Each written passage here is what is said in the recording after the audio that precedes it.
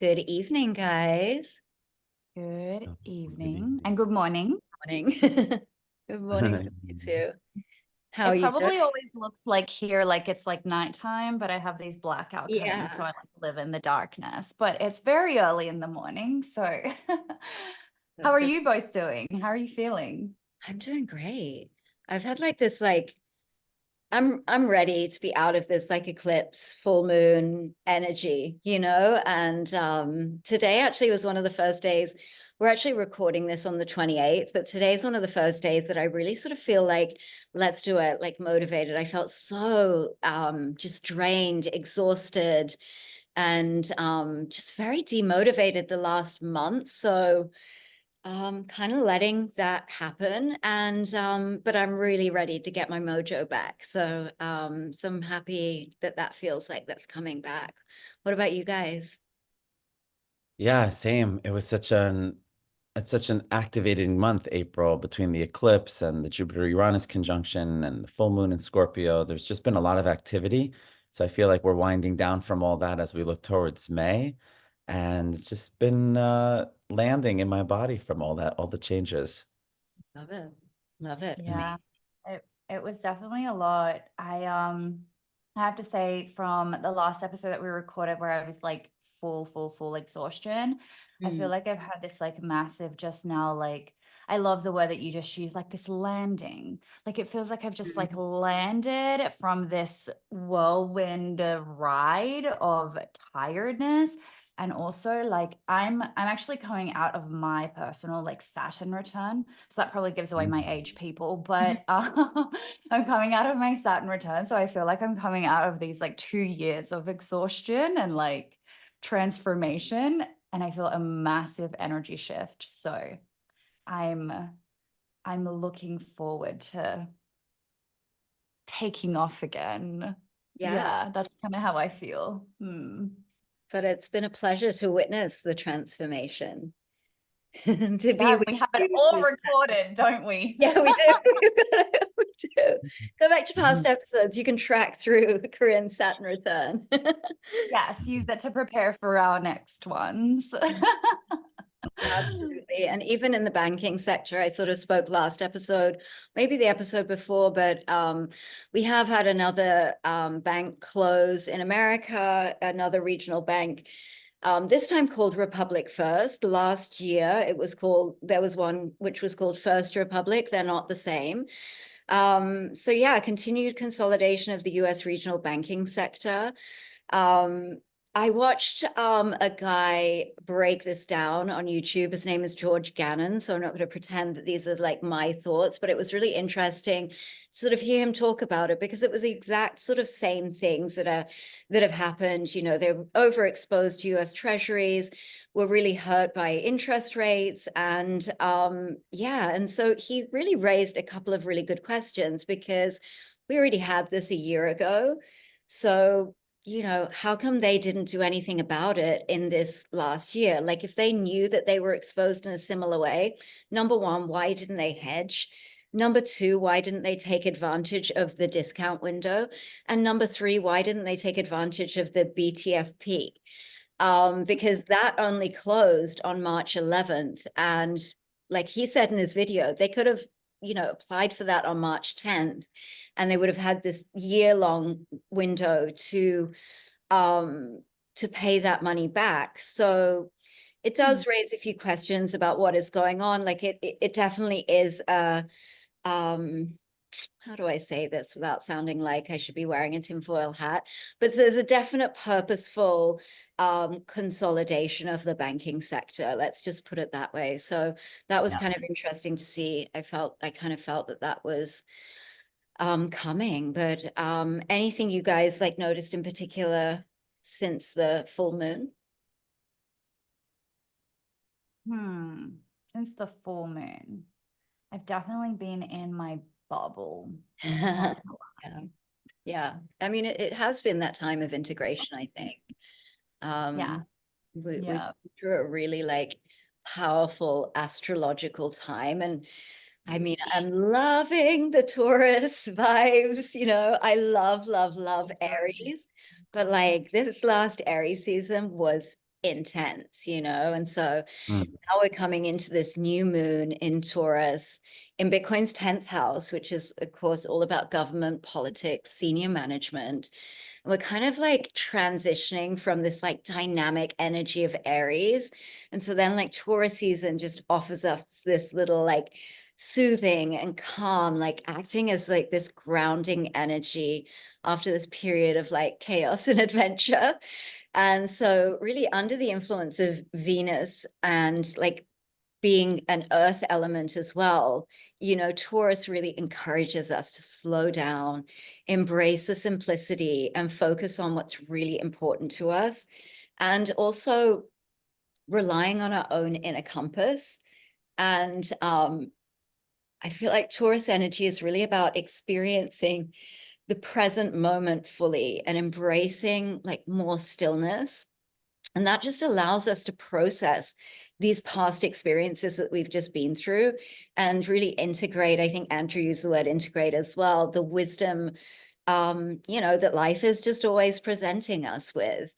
And so it's really an ideal time for connecting with nature. Just, you know, get out there and put your feet in the grass, like barefoot in the grass, and you know, on the earth, connecting to the earth. And as we find that stillness, we'll also discover like much more clarity, simplicity, and this inner strength. And I really feel like making life less complicated and more intuitive, like that's really the focus. And I think it's interesting because we, you know, a lot of the signs, it's always like leading us to be intuitive, but you know, all of the signs are leading us home in their own flavor, you know. And so yeah, I think Taurus as well, it's really about value and self-reliance, and then just cultivating this confidence that that brings, you know, and fostering creativity and abundance. So like by embracing our truest self and our own self-reliance, expressing ourselves and our creativity without fear, we really then attract the resources that we need to continue our journey. And it kind of proves to us that when we can feel secure and valued within ourselves, we can, you know, really move forward and create our own abundance. So that's kind of like the personal side of this new moon vibes that I'm getting. What are you guys feeling? Yes, certainly. Everything that you said, specifically around the new moon in Taurus, and the energy that we're in right now with the sun in Taurus for the next month. So Taurus is about survival, and at its core, its evolutionary intention is to Mhm. live with personal meaning, right? So it's very much about values. I value this life. I want to be here. I want to survive. But then after survival, it's like, what do I want to do? I want to sustain my physical existence. And so there's this instinct to be around. It's very different than Aries. Aries nature, which we just came out of, is very outwardly directed. It's more, I want this, I desire this, I'm looking for this. With Taurus, we're actually bringing it in. We're consolidating our resources.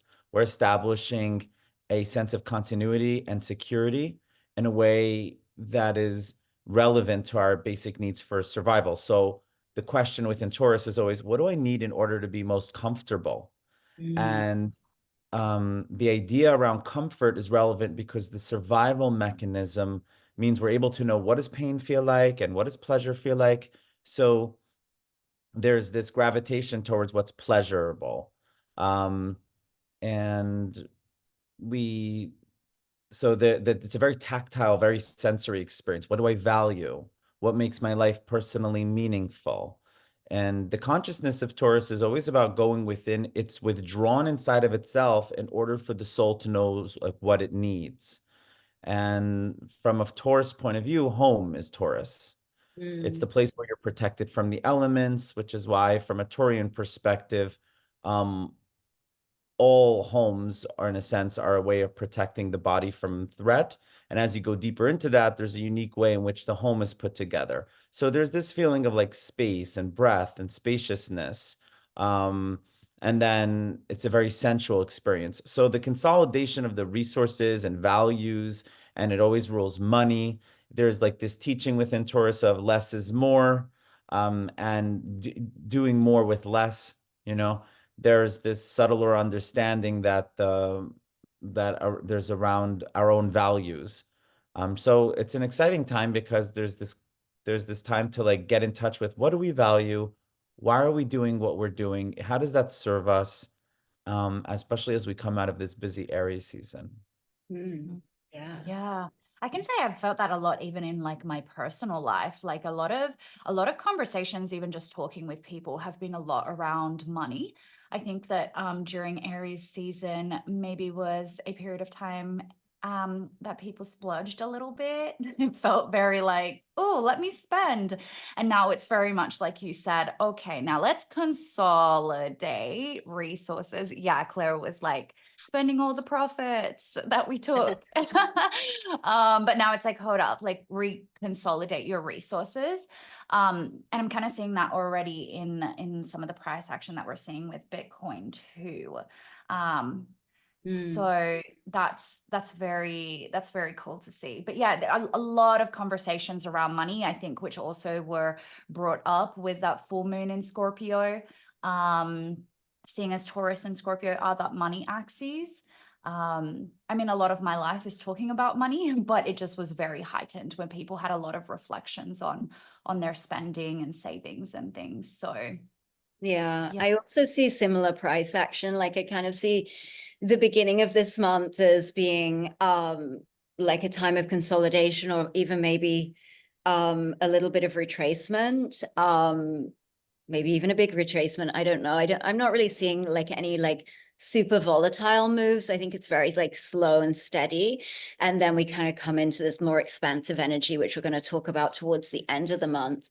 But, you know, with this new moon in the sign of Taurus, the focus, I think, like shifts to themes like associated with Taurus, like we said, value, stability, finance, and material resources. And it always like invites me to just kind of like reassess my own relationship with material resources or material things. So it's like, what do I love? Like, what do I lean into? What makes me feel good? Like, what tastes good? Like all of the sensual things. So I kind of like love that vibe of Taurus. But in terms of like the markets, we have like, I think there is going to be like more of a focus on stability and security. You know, Taurus is an earth sign, is, you know, very about stability and material security and practicality. So it's generally seen as like a favorable time for setting intentions relating to long-term financial stability. So I think it's going to be a more conservative time. I think it leads towards caution and more of a preference for secure, stable investments versus speculative ventures. So this period may be just a time that investors focus more on long-term investments and like avoid like unnecessary risks. So again, focused on value. Taurus ruled by Venus, which governs money and value and love, of course.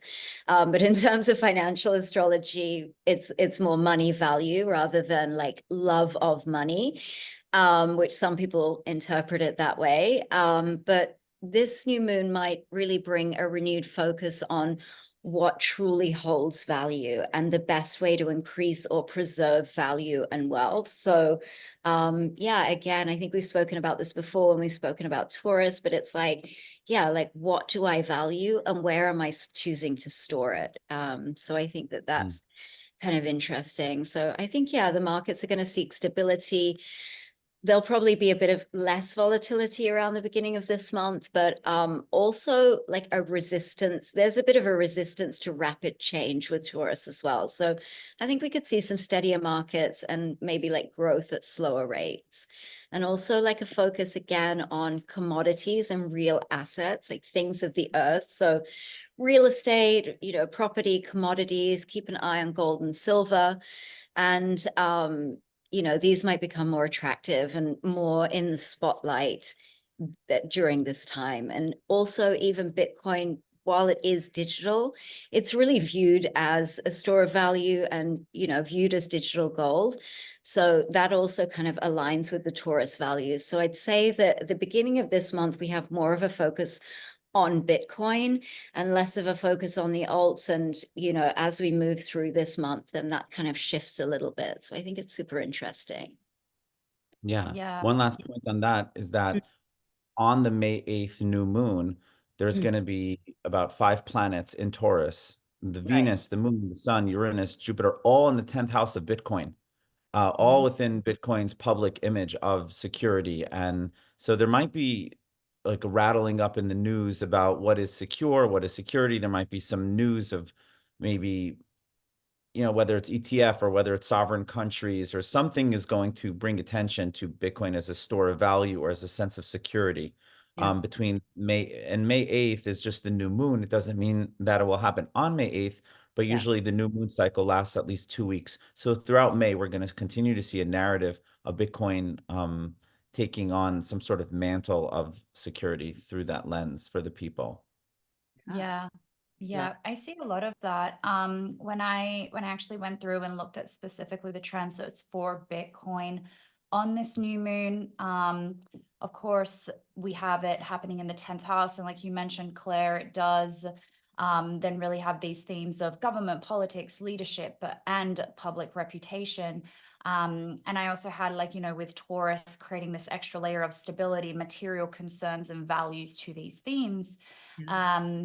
And the new moon, excuse me, with the new moon, how it can also like symbolize these new cycles, and it being in the 10th house could highlight changes in how Bitcoin is publicly perceived, perhaps shifting towards a more mature or mainstream acceptance within the financial systems, and how it might be related to these government bodies making more decisions around that.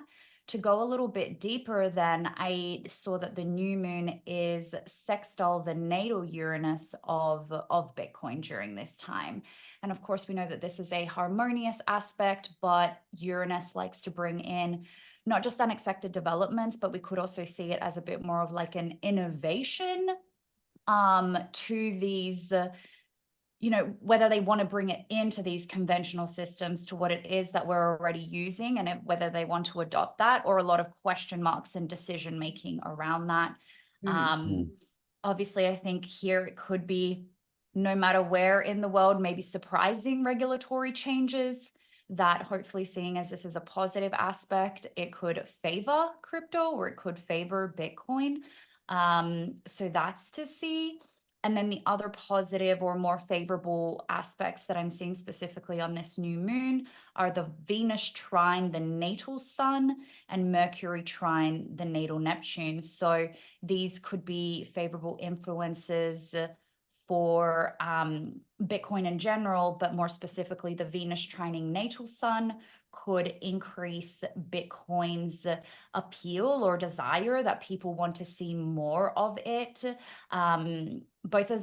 both for existing and new potential investors. Like, this could be a very attractive time for new investors, especially if something regulatory is approved or Bitcoin just becomes more accepted.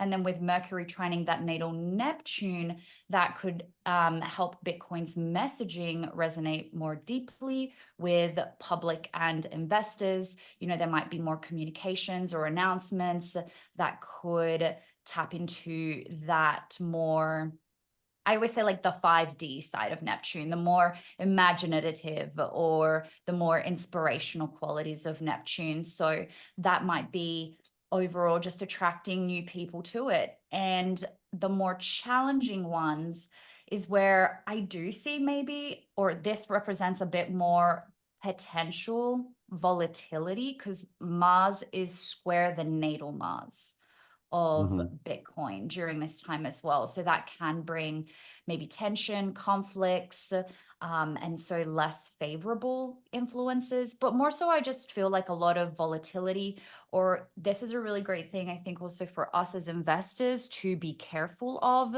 because when we see something like this, maybe it could be that we're more aggressive because there are more sudden market moves, or some external economic factor disrupts crypto, and so we become more impulsive, or we have a tendency to become more impulsive ourselves during this time.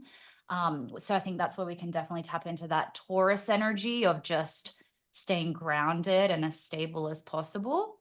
And just the last thing that I will add there as well, because I think it fits in perfectly to what you just both said, is that Uranus remains square natal Neptune. So by this stage, we've seen Venus start to shift a few more degrees away from Uranus in Taurus, but it is Uranus is still there and square the natal Neptune of Bitcoin. And this could maybe bring more unexpected revelations during this time, that maybe challenge existing conceptions or misconceptions about Bitcoin. So this could bring a bit more confusion to investors, or realities that maybe don't you know, when you have an expectation or a reality and it just like doesn't match what is actually happening. So a bit of that confusion is something that we could see. But yeah, that's kind of like overall the more like standout positives and the more standout negatives specifically for Bitcoin during this time that I see. So I don't think it's smooth sailing either. But hopefully, you know, this is more of those opportunities for the long term and for the evolution of Bitcoin long term. Yeah. Yeah. I think it's so interesting, the 10th house, like there's so much 10th house action, obviously, this month. And so like government, politics, leadership, and, you know, I am expecting regulations, more regulations to come for Bitcoin.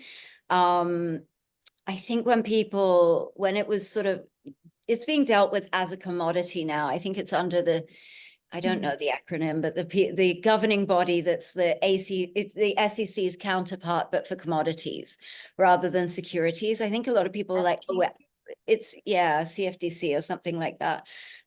Yeah, so but I think that what's interesting about Bitcoin is obviously the way that Bitcoin functions itself cannot be regulated. It can't be changed. Bitcoin just does what it does.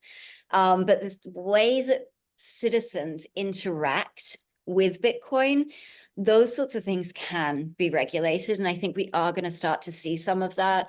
I do expect, especially in the Western countries, you know, USA, Europe, UK, Australia, Canada, for sure.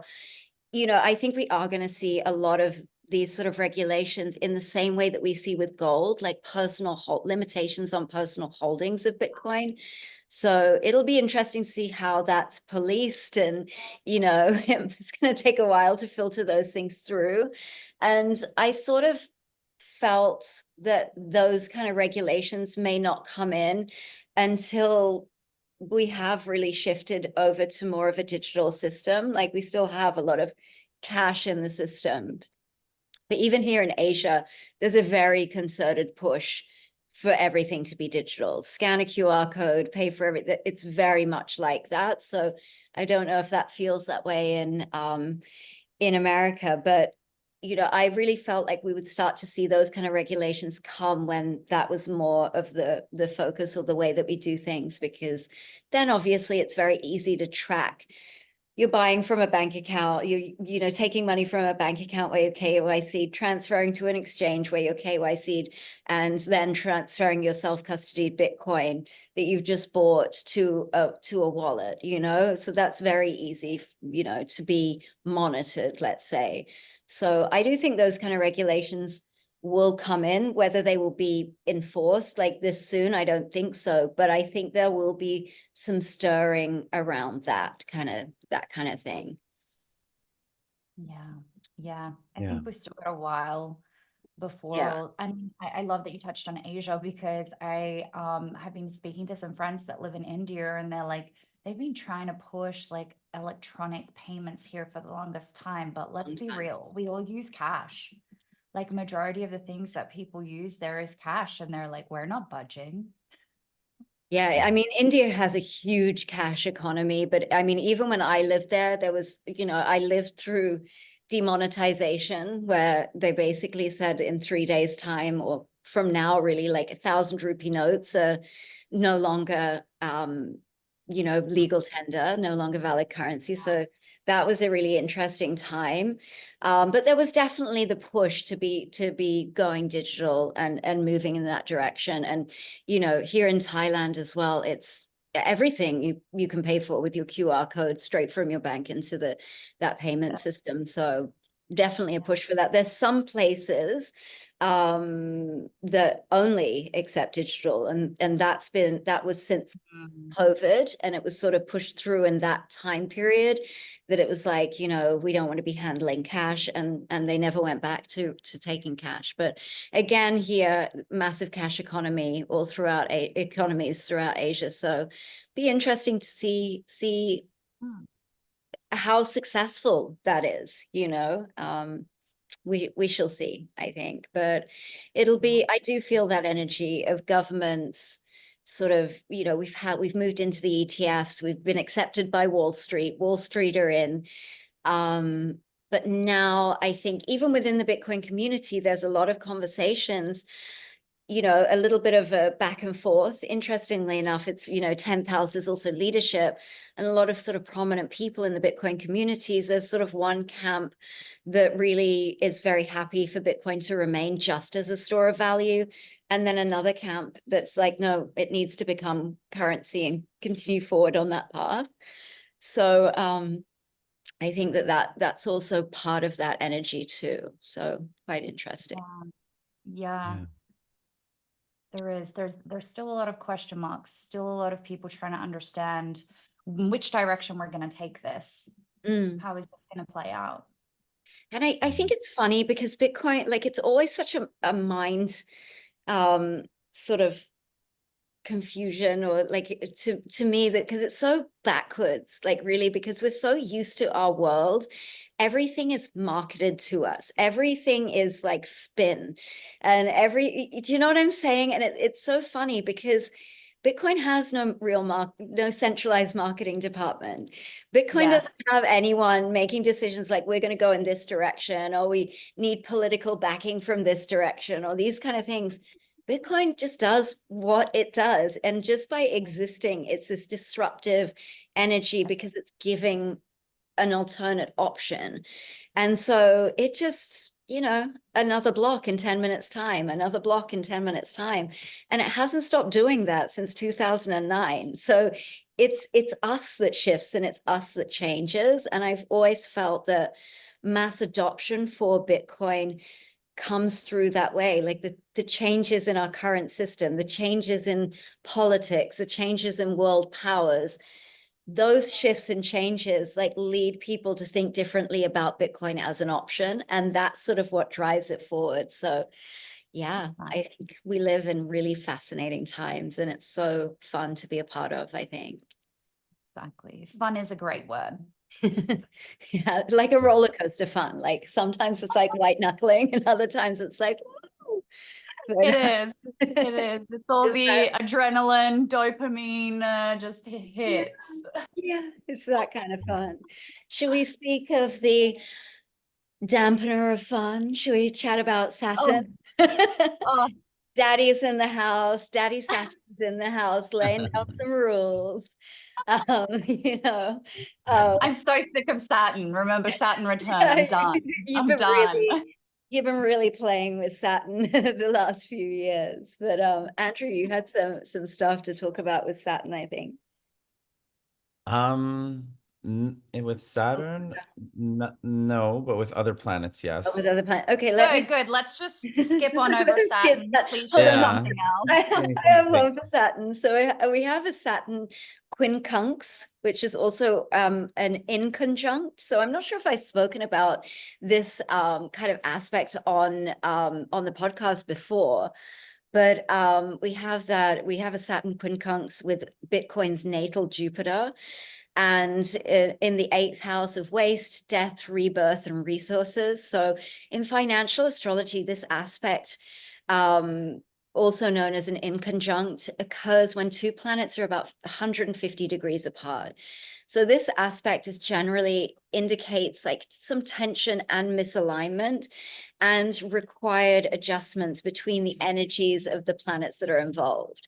So when you're considering Saturn quincunx with Bitcoin's natal Jupiter, we're looking at the interaction between the energies of restriction, like Saturn, and the expansion of Jupiter, and as they relate to Bitcoin. So Saturn is often, as we said, related to restriction, discipline, responsibility, all the things that Sagittarius like me hate. Long-term planning. We don't love this, but it tends to also bring structure, but can also impose limitations or challenges. So especially when Saturn is in Pisces, these themes get infused with this like Piscean qualities, which are like intuition, spirituality, compassion, like that dreamy kind of energy. Yeah, Saturn doesn't love that vibe. So it kind of feels uncomfortable in Pisces because its need for structure sort of conflicts with Pisces' fluid nature. And so this can lead to a period where the practical boundaries are really necessary to manage the like less tangible aspects of life. So I kind of see that reflected. We're already starting to see the Twitter and the YouTube of like Bitcoin to $1 million, and these kind of things. So I think it's like there's just this little call to be like, hang on a second, let's stay with like the here and now. Let's move forward one step at a time, and let's sort of let's have these. Let's lean into the tangible things that we know about Bitcoin and how it's moving. So in the context of a quincunx, we've got Saturn might highlight areas where there's overexpansion or like a lack of caution. So that really require some adjustments or corrections. So we maybe will see a correction on around the 11th. We could see that. As we've already said, it's kind of a period of consolidation, nothing like too exciting to the upside yet. But you have Jupiter there on the other hand, that's bringing in, that's always associated with growth and luck and expansion, and often considered to be really beneficial for financial gains and prosperity. But when in this challenging aspect with Saturn, it's usually Jupiter's typically positive influence can be a bit tempered or maybe misdirected. So suggesting just a need for recalibration. So so I think we could, as I said, if we were going to see any kind of correction, I would expect it to be around that time. And again, Saturn is the daddy government ruler, setting those rules and regulations and teaching lessons. So we maybe again could see some regulatory and structural changes. Could see some regulatory bodies imposing stricter controls or structures like I was talking about before, and just affecting how maybe Bitcoin operates more in terms of not operates functionally, but more how we operate and interact with it or how it's traded. So maybe it may result in like some temporary pullbacks and some adjustments in the market potentially. Can I just tap in there too to quickly add, because I believe you just said that that's on the 11th of May. So we have the full moon 7th, 8th of May, 11th of May, what you just covered. And in between on the 9th of May, we have Mercury's greatest elongation. So we actually discussed this on, I believe it was episode 25 of the Bitcoin Zodiac. We went into detail and looked at some images of what is Mercury's greatest elongation. And we had that, the last time we had that was right around the end of March eclipse. So I believe it was the 24th of March. And now we're seeing it again on the May 9th. And what this is from a financial astrology perspective is it's a key date to keep an eye out on, we always keep an eye out on Mercury, especially when it comes to Bitcoin, right? But for the greatest elongation, it seems to be a time of like either key reversals, or we just see like quite a significant move occur around this time. I remember actually studying this when I started studying financial astrology from a stocks perspective, and they spoke about how this is a key aspect that institutions use to either significantly push the market in the continued direction that they would like to watch the market go to, or it's going to be their key reversal point. So interesting to see all those days align. And you're right, this could be that's definitely a key period of time I'm keeping an eye out on. I mean, I don't know about both of you, but I'm like, I'd love just a bit more of a pullback. So before alt season, we can just stack up a little more. Not from greed, but just, you know. Yeah, I mean, even like I think it was maybe last episode or the episode before, like even from a price action point of view, like I would really like to see that kind of like 50 to 60 area be, you know, filled, be reclaimed.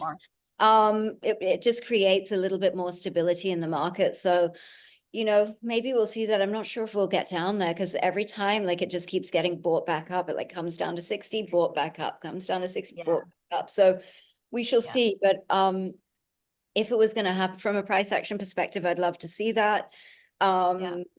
It's not do or die if we don't, but you know, I would like to see that. And if it were to happen, I would say it's around this like first half of May that we're kind of looking at. Yeah. I think momentum is starting to pick up. Also, two important planets changing signs. Mars goes into Aries from April 30th until June 6th. And historically, Mars in Aries has been the best Mars placement for Bitcoin. And so we'll likely see upward momentum, especially as the month plays out. And then Venus goes into Taurus, also in its own domicile. So that too is like a change up towards money and security. And so Mars and Venus ingressing new signs is definitely a bullish indication of upward momentum. So whatever's going on with the consolidation phase, it's not going to last. There's going to be buying pressure from an astrological perspective as the influences play out. Also, Venus, from a financial astrological perspective, and this is beyond Bitcoin, also in the financial markets, Venus conjunct Jupiter, which happens between May 20th, May 30th, is a historically very bullish for Bitcoin, but also always has an influence in financial markets of appreciation. So there's always an increase there. And then also what I'm seeing is in late May, there's an aspect between Venus, Jupiter, the Venus-Jupiter conjunction, so that and Neptune, and it makes a minor grand trine to Bitcoin's natal Jupiter.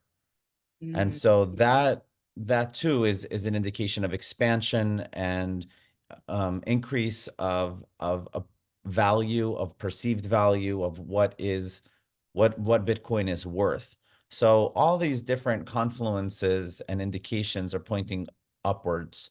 So whatever is unfolding, it's on its tail end as the momentum increases. And then going further into June is when we really see Pluto. We see the trine between Pluto and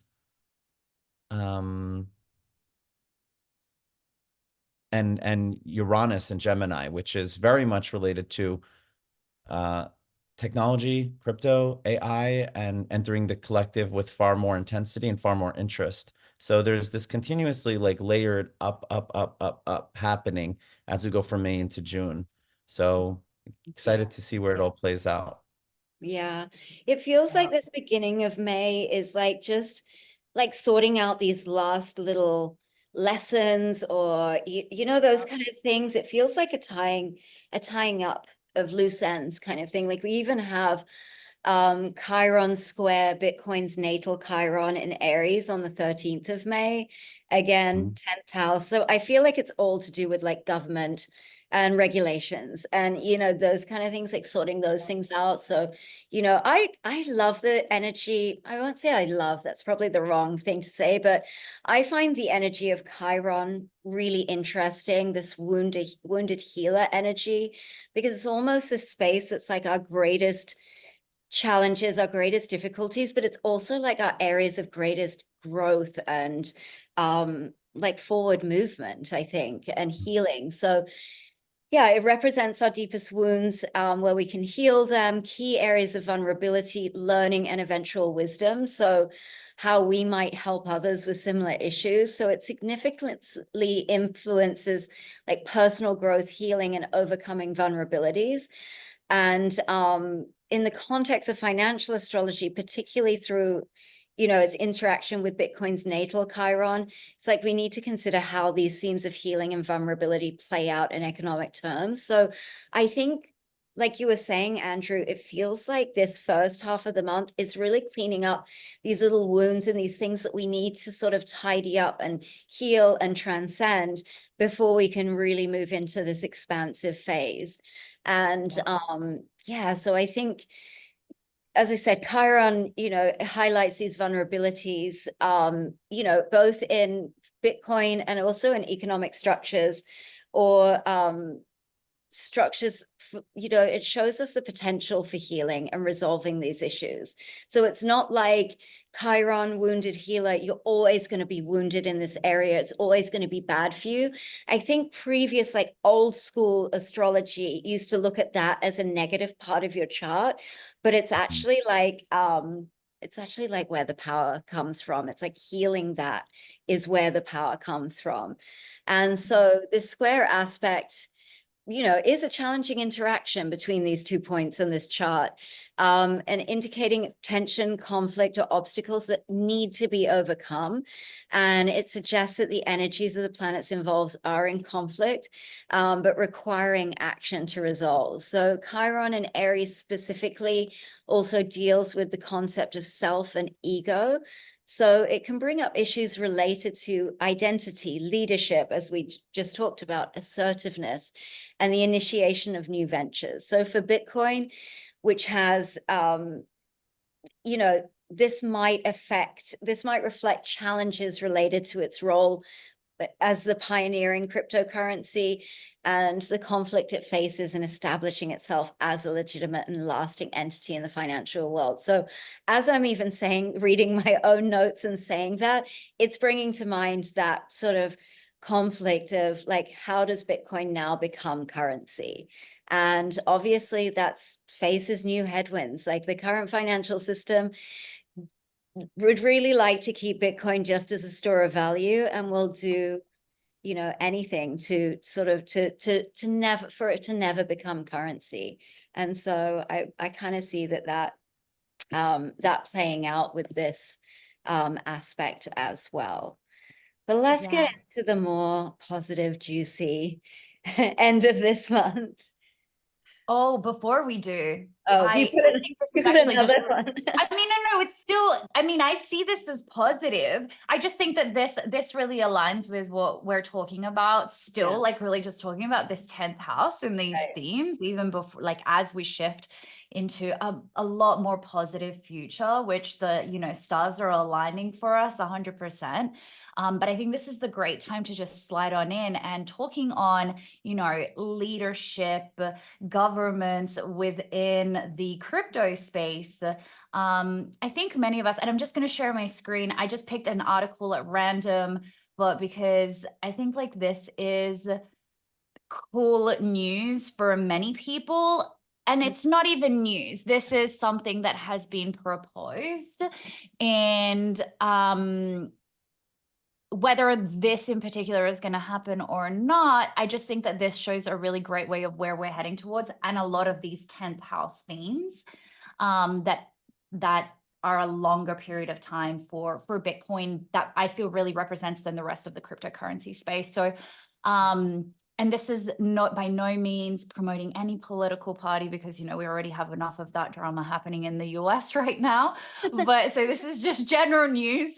But I thought it was really cool when I saw that RFK Jr. advocates for blockchain-based US budget to ensure transparency. So essentially, what has RFK Jr., which is one of the people who are running for the presidential election this year, or he's one of the candidates, he has proposed, imagine if one day soon, hopefully, I don't know why we're not implementing right now, I mean, maybe I do have an idea why, but if we had all of the taxes, for example, we go and we pay our tax and we get to see on the blockchain where the money is being spent. Isn't that such a simple proposal that you're like, wouldn't that just make the whole world so peaceful and happy? And there would just be such a, I believe, a reduction of, and I think part of it says it in here, a reduction of wasteful spending and corruption, dare we say that word. But it would make us so much, I know it would make me so much happier to pay taxes. Like, I understand the purpose of taxes. You want to pay because you want to contribute to everything that's going on in the space that you're living in or spending of the majority of the year in. But when you don't know where that money is going, you see the crazy spending problem that a country like America has. And you think so, and all the other issues that are coming up right now that have been loading up for years, and you're like, well, where has all that money gone? Yeah. Really nice to see where the foreign aid is also spent on the transparent blockchain too. Right, that part. Yeah. Also, there's so much none of the largest government agencies in the US, for example, the Pentagon, it never has passed an audit. Nobody knows. There's trillions of dollars unaccounted for. No one knows where this money goes. So I think that when RFK's ideas are a sign of the collective starting to say, like, hey, where's our money going? And if we have technology to be able to track this, can we get it on? Will he be elected? I don't know. Will this, but the conversation around blockchain being a source of truth, and so that the public can go and verify and validate where are my tax dollars going? Because for the last few hundred years, governments have just been taxing us and then saying, well, we'll take care of it. We know where to spend it, but there's been no accountability, and that can change with the technology we have in our hands now. Yeah. So lots of conversations around these themes. And yeah, like you said, Andrew, it's just a conversation starter. It's like this is just starting to open up the what ifs. And I do love that it's bringing more public attention to these issues that maybe the average person doesn't even think about as much. And now we're like, oh, wait, this is happening. Here's the problem. Here's a solution.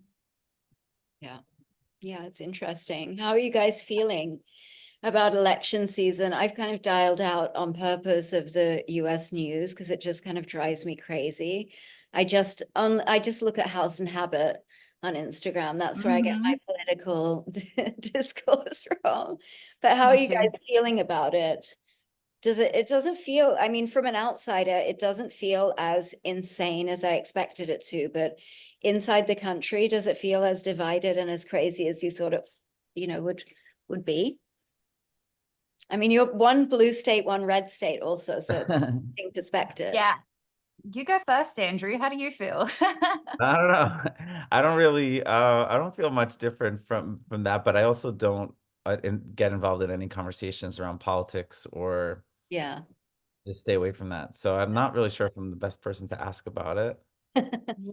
Yeah, and that's fair. I mean, this is my first like I'm still really new in this country. So I feel like I'm a fly on the wall just observing, like, I don't really get into much political talk. I do follow House and Habit also for just the entertainment. Like that's my like little dose of drama, which I which I think is fun.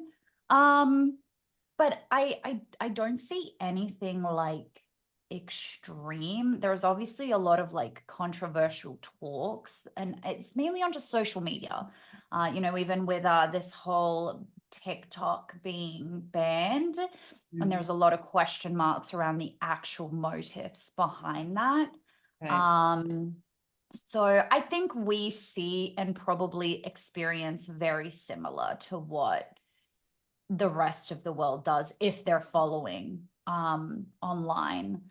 Maybe in some place like Washington it might be different, but I don't know. We're just here living a beach life in Florida, so Yeah.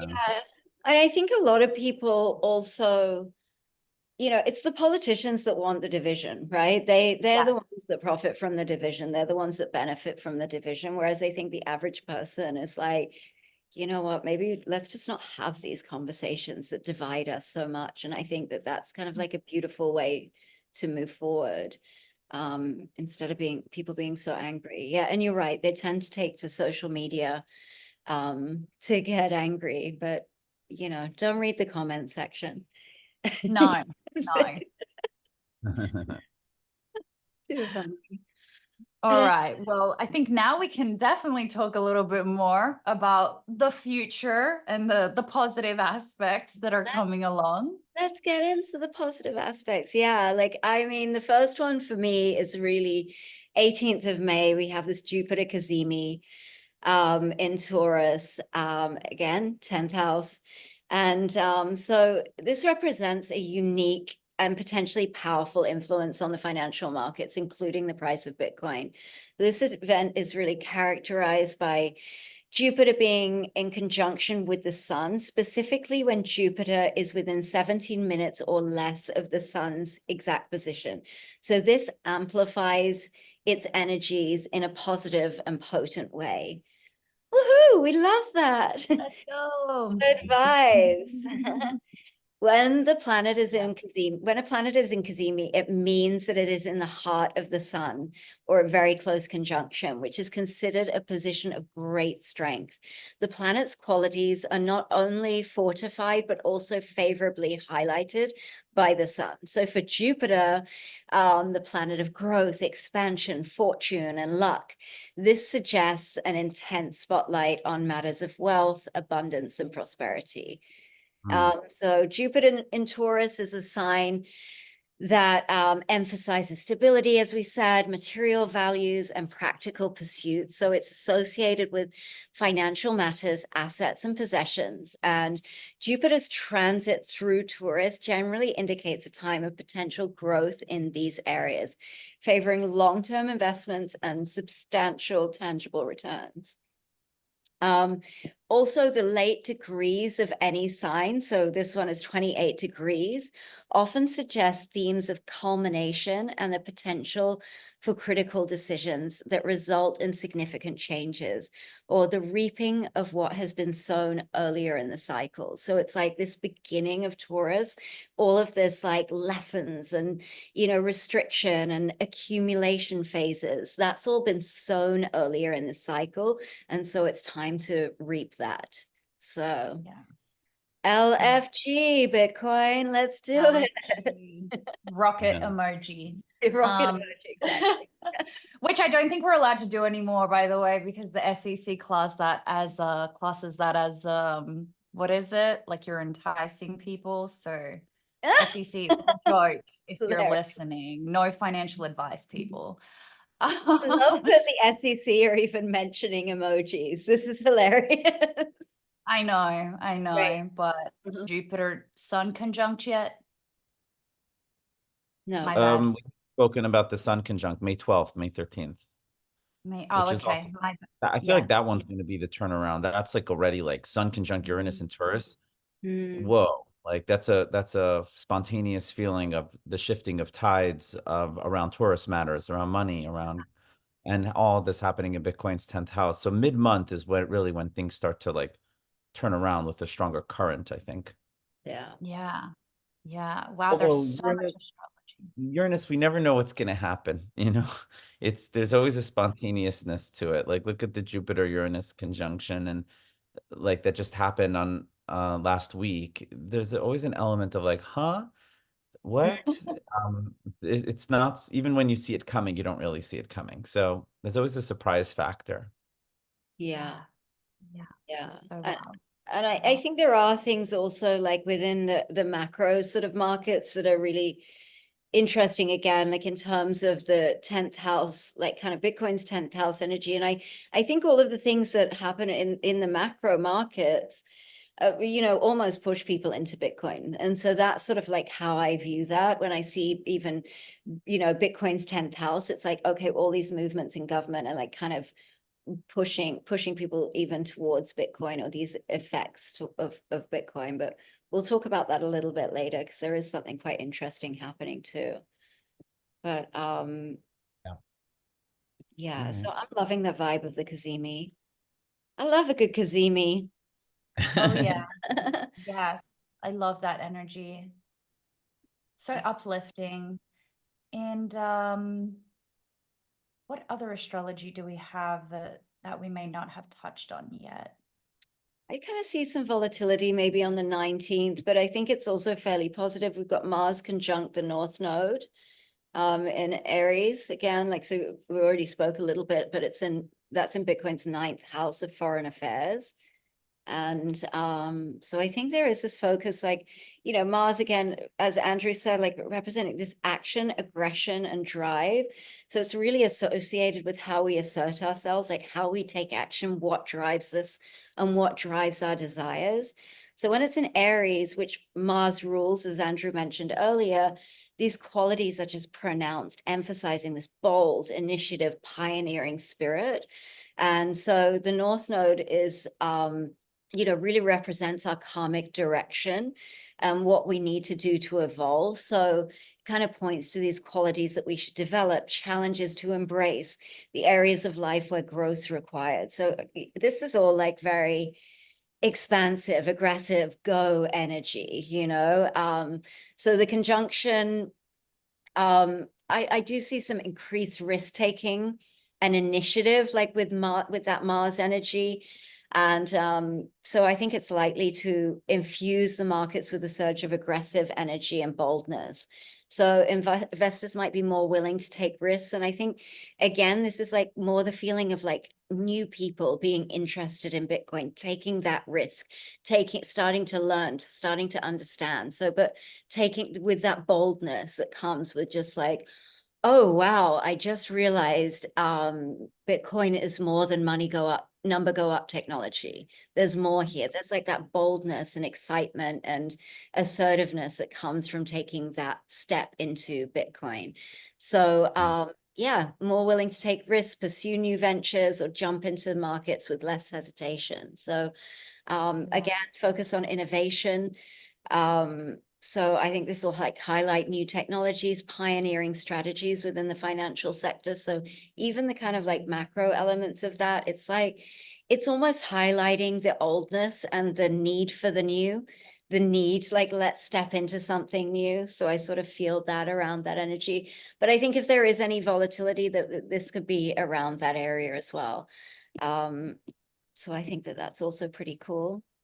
Yeah, and I feel like, you know, when we at the start of the episode covered a lot of those aspects that were happening specifically to Bitcoin, they're like being reconfirmed throughout these 2 weeks from that new moon, the new moon really, you know, igniting all of this stuff to happen. And then throughout, as we get these later aspects, it's just like confirmation, or like a deeper expression of that occurring. So yeah. Yeah. I feel like these next 2 weeks will be with some volatility up and down. I don't know whether we're going to see a very clear direction yet. No, I don't think the first couple of weeks of this month, I think, no, I think that it's sort of like stifled. It's like, it's almost like that coiling, that pent up, you know, kind of tension is building. And then I think we'll see some expansion towards the end of the month as well. And I feel like that's a really great point to also say that, you know, and maybe if there are like new listeners that haven't heard this yet, we love to say that absolutely astrology creates such a beautiful picture for us. But I think especially during these times where there are a lot of uncertainties, where there may be a lot of volatility, you know, we've got a lot of Uranus happening here. So like Andrew was saying, just potentially a lot of surprises.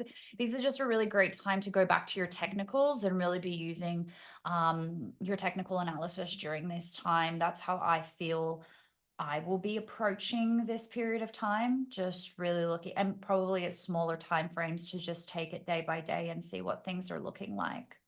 Yeah. Astrology, technical analysis. The perfect mix. Yeah. The perfect mix. Yeah. Absolutely. Should we talk about the Venus-Jupiter conjunction? Corinne, did you have something to say about that, or should I go ahead? No, you can go ahead on that one. Absolutely.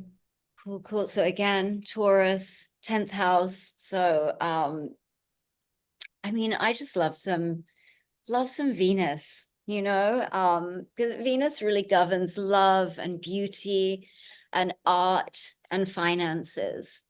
One of my favorite things in the world, actually. And, and it's also closely linked to wealth and luxury and what we value materially and emotionally. So Venus in Taurus is just like so juicy, I think. Amplifies its focus on financial security, luxury goods, and material possessions. And again, as I've said in previous episodes, with Taurus, we're really looking much more about quality and much less about flashy, showy kind of things. It's much more about grounded luxury quality. It's really got that energy. So again, Jupiter, planet of expansion, luck, optimism, influencing growth and abundance and prosperity in Taurus, seeks to expand like tangible assets and enhance financial security. So conjunction is, when we see the two planets align at the same degree with this in the same sign, so blending and amplifying their energies. And this is a beautiful conjunction, in my opinion. Venus conjunct Jupiter is traditionally seen as a very lucky aspect, especially favorable for financial endeavors.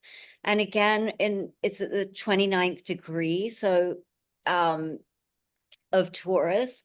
And so this suggests like it's a critical point of culmination and transition in financial matters, really emphasizing the need to solidify gains and prepare for subsequent changes. So it's really, I think we're going to see some bullish sentiment in the markets. It really indicates a period of optimism, confidence in the markets, and investors may feel more inclined to invest in luxury goods, real estate, and other sort of Taurus related sectors, gold. And as we said before, like Bitcoin is sort of extension of that, like digital gold. So this positive sentiment can definitely spill over into the cryptocurrency market and potentially boosting Bitcoin and crypto's price as investors look for alternative assets. And I can see increased investment and spending during this time. The expansive influence of Jupiter combined with Venus can lead to increased spending and investment in particularly things like art, luxury items, and even technology. So for Bitcoin, this really could mean greater adoption and investment from both institutional and retail investors, and really attracted by its perceived stability and growth potential. So yeah, I see this as a growth time. Venus and Jupiter in Taurus, stability, growth in financial markets. I don't see anything other than that during that period. And we might witness like steady growth. I expect the stock market also to be, I think that this is really starting the cycle of this like assets go up kind of move. Especially in, as I said, in these sectors that are ruled by Taurus, mining, agriculture, real estate, gold, and of course, Bitcoin. Yeah, the tech sector. The Mhm. tech sector as well. I mean, I'm Yeah. not huge into stocks, but I am definitely looking more and more into stocks that are tech related. AI. Really this, yeah, AI. And I mean, of course, that is also with crypto, looking at those cryptocurrencies that do have AI integrated into them. But there's so much happening. I'm also thinking that we might put in the podcast notes or somewhere for everybody, like a line or a list of all of these aspects that are happening between this new moon to full moon, because there is a lot happening, just to create more clarity for you guys, because it's really with this Jupiter, Uranus, Sun, Venus all happening through Taurus that continue to just intertwine with each other and creating lots of positive aspects. Yeah, absolutely. Absolutely. And, Should we? Oh, Yeah, like, should we talk a little about May 23rd and some other things that are happening around there? Yeah, absolutely. Let's do it. So maybe I'll just touch on what's happening in the crypto world. And I know Andrew pointed out some things that he may have noticed happening on May 23rd as well. So May 23rd is a very important date in the crypto space because that is going to be the final deadline for the first wave of applications for the Ethereum spot ETF. So seeing as Bitcoin's ETF was approved on that final deadline, which was January 10th of 2024, I know a lot of us are awaiting that deadline, and that's creating, I don't think we've seen it yet. Maybe as of the release of this episode, we're going to see it a little bit more as of the 28th of April. When we're recording this, on ETH BTC, I saw a little bit of a break of structure there. So where I feel like Ethereum's time to shine is about to approach. And so that's definitely something that I would keep an eye out on. And Andrew, you noticed some things on Ethereum's astrology there? Yeah, on or around May 23rd, Ethereum has a whole lot of planets in the seventh house. So the Sun and Venus in Gemini in the seventh house, indicating partnerships and attraction as it relates to communication and I don't, contracts or something of that nature. It's very auspicious. And then Jupiter and Uranus are also there hanging out. Jupiter's just at that point, like at the tail end of Taurus, about to go into 0 degrees Gemini, but all happening in the seventh house, also expanding this whole conversation around ETFs. So it does look really good. But at the same time that's happening, Mars and Chiron are on the natal Ethereum's Uranus. So there is some sort of maybe surprise element that might come into play around all this, which might affect Ethereum's actual architecture or gamify tokenomics or something. Something will move around that because the fifth house rules the game theory of Ethereum and what makes it tick and what makes it work. But again, Mars is in Aries, which has also been historically pretty good for Ethereum. So, and Mars makes a trine to Ethereum's Ethereum has a lot of planets in Leo in the ninth house. So it does look overall bullish for them with whatever's going to play out. Yeah. It's an interesting conversation as well with the Ethereum ETF.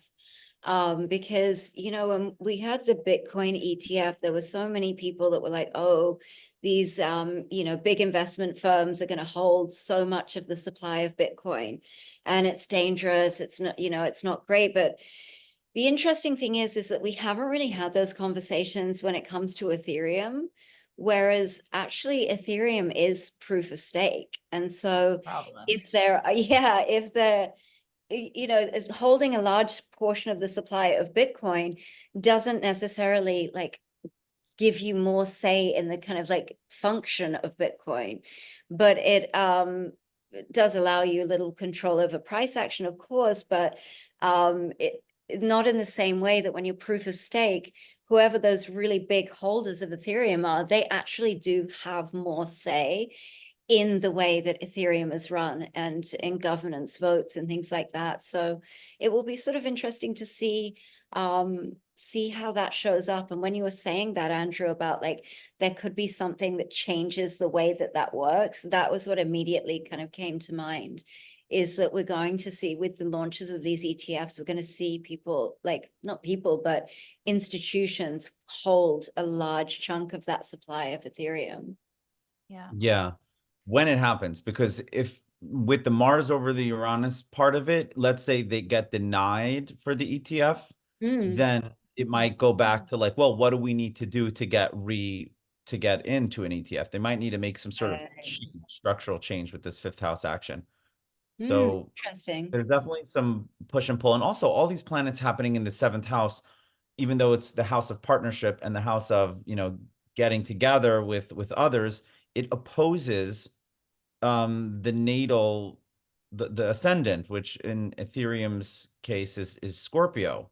And so there is this push and pull energy with Ethereum also having Saturn and right so close to the ascendant in Scorpio. There is something with like Jupiter at that point opposing its natal Saturn. So there is something where it's like over expansion, trying to make a relationship. Maybe it's not the right time, but it's like a touch point in the conversation. So it might just like stretch, elongate to where it can go.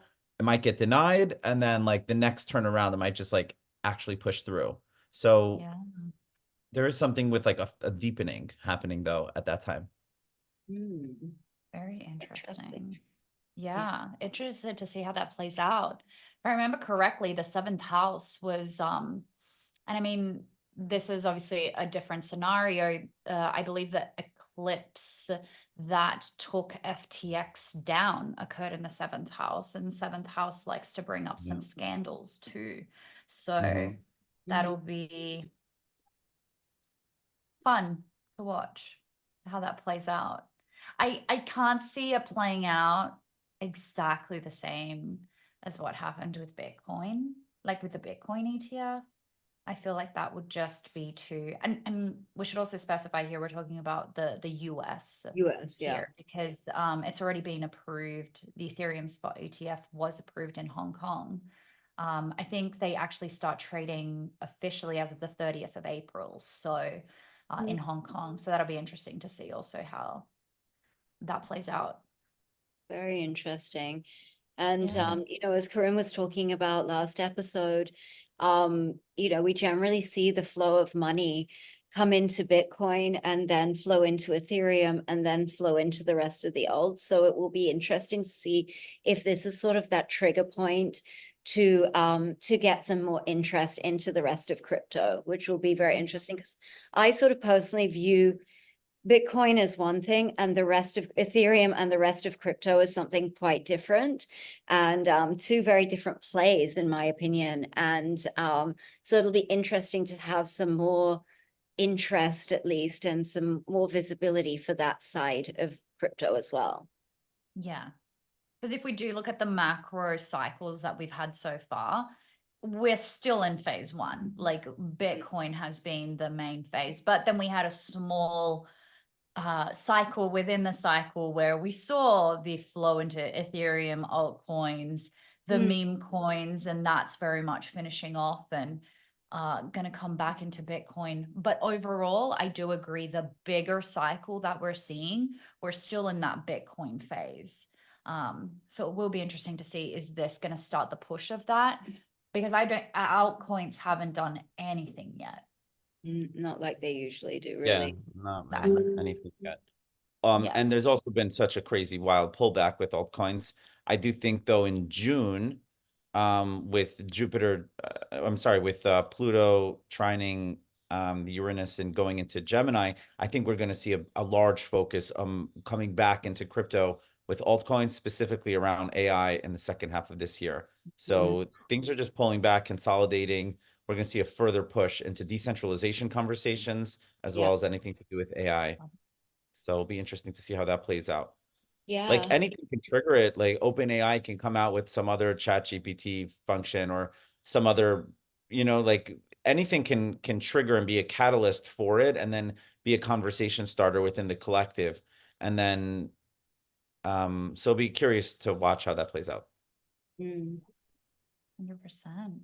I know another sort of thing that I'm really sort of keeping an eye on, again, that we spoke about in our very, very early episodes, really was, and we haven't really spoken about it too much since, because the interest rates have kind of just been continually going up or staying still. But there's a lot of different things happening, you know, in the FX markets at the moment, and things like that. So we really are looking, like, it's very interesting. The US dollar is actually in a very interesting sort of juncture at the moment. And it is a place that eventually every global reserve currency finds itself. And it's actually called the Triffin paradox, or the Triffin dilemma. And basically it's named after the economist Robert Triffin. And he highlights the fundamental dilemma in international finance that's faced by countries who serve as the global reserve currency. So at the moment, obviously, that's the US dollar. And basically what it is that he argued that when a national currency also serves as a global reserve currency, there are conflicting interests and conflicting needs between the domestic monetary policy and the international monetary policy and international monetary demand. And so it really is quite an interesting time to see how, like, I don't really want to be Jerome Powell or the Fed at this point in time, because it's really is a no-win situation for them, no matter which way they go with it, because at this point in time, the US dollar within America, at home, is losing purchasing power against goods and services, whereas it's completely annihilating every other currency outside. So it is quite an interesting time, because realistically, domestic monetary policy would lean towards keeping those interest rates quite high, at this high level, and really sort of dampening down internal inflation. But the rest of the world really needs them to start reducing rates and introducing more liquidity into the markets, especially places like Japan. We've seen in the last 18 months, Japan has lost 40% in 18 months. It's absolutely insane. But it's very, very interesting. It's a very, very interesting time. And so really, like, countries like this, like Europe desperately needs them to reduce rates, Australia, the UK as well. But obviously, if they begin to do that, this will possibly trigger massive inflation at home. So it's really a balancing act for the Fed. There's no real great answer for them. But you know, it then intertwines even further, because Japan is also the largest holder of US treasuries in the world. And so it's also not good for the US for them to be in a position where they would need to stop buying them or start selling them. So it will be really, really interesting. I personally would be very, very surprised if they do not start reducing the interest rates by mid this year, by June, July this year. I'll be really surprised to see that, but we don't know where this is going. We don't know if it's the goal to actually kind of annihilate all these other currencies. That may be, what is leading into consolidating currencies in the same way that we're seeing consolidation in the US banking sector. We may start to see currencies consolidate and fold into each other as well. As I spoke about one of the previous episodes, that's where the BIS is envisioning we're heading, that we're folding all of the currencies into one global reserve currency that they control. As I said in that episode, I do think that's a very extreme and unlikely perspective anytime soon, but it's sort of quite interesting to see the decisions that the Fed may make. Are they going to support the international demand for dollars, or are they going to, try and continue to control inflation at home? So that's sort of the dilemma, and we'll see how that plays out. I think it's quite unlikely that I think they will start pivoting and start to reduce rates by mid this year. And I think that we actually did speak about that in one of our early episodes, and kind of indicated like June, July would be the time that we would expect to see the Fed pivot. So we shall see. I'm just taking a quick look at the CME Fed Watch tool, which they have changed, which has been interesting. But it's looking like the probability of them starting to reduce was earlier this year, but now it's shifted more towards July to like September, really, is when they may be looking to. Interesting. Yeah, I don't see as late as constantly changing. September. Yeah, I'm not sure I see as late as September, unless the goal is to send the Japanese yen to zero. But I don't think that is the goal. But Yeah, it'll be quite interesting. And I think in our early episodes, we actually spoke about July being the time that we were We sort of did. seeing Fed pivot. So Yeah.